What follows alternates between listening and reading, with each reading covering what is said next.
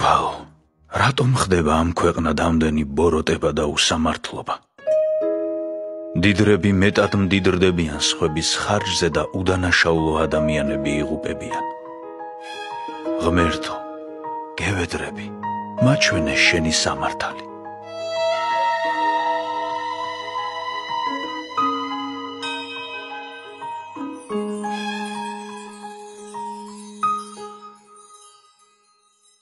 ნუ გეშინია, ღმერთმა შეისმინა შენი ლოცვა და მე დაგეხმარები იხილო ღვთის სამართალი, რომლის მხოლოდ მცირე ნაწილს ხედავთ თქვენ, ადამიანები.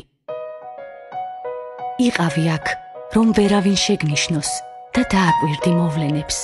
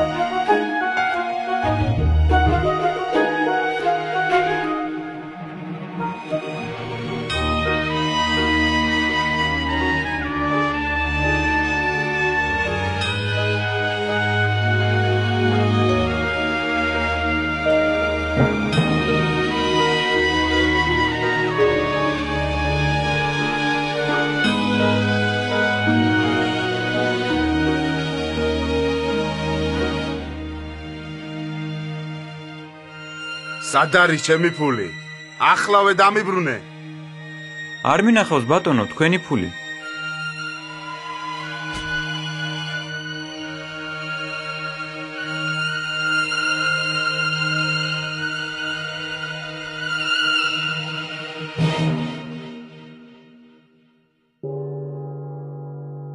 ღმერთო, რატომ დაუშვი ეს დიდი უსამართლობა? ნუ განსჯი შენი გონებით მოვლენებს. ის მდიდარი კაცი ძალიან ბოროტი იყო, უსამართლოდ ექცეოდა ყველას და მოტყუებით ართმევდა გაჭირვებულებს ფულს. ხოლო იმ გლეხს ცოლი მძიმე დავატყავდა, მთელი ფული წამლებში ეხარჯებოდა, ვერ ისტუმრებდა აღებულ ვალს და უსახლკაროდ დარჩენა მოუწევდა თავის ოჯახთან ერთად. ღმერთმა ინება მისი გადარჩენა. ამ ფულით ვალსაც დააბრუნებს და ცოლსაც უმკურნალებს. ყველაფერი გასაგებია, მაგრამ იმ გაჭირვებულმა რა დააშავა, რომ ასე უმოწყალოდ სცემეს და მოკლეს კიდეც. რამდენიმე წლის წინ მაგ გაჭირვებულს მის სახლში შეპარული ავაზაკი შემოაკვდა.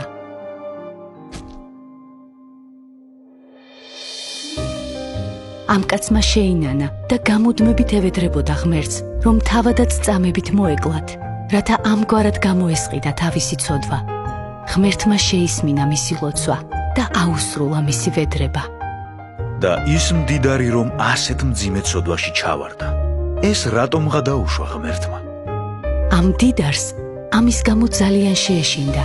მან შეინანა თავისი დიდი ცოდვა, რომ უდანაშაულო ადამიანი მოკლა.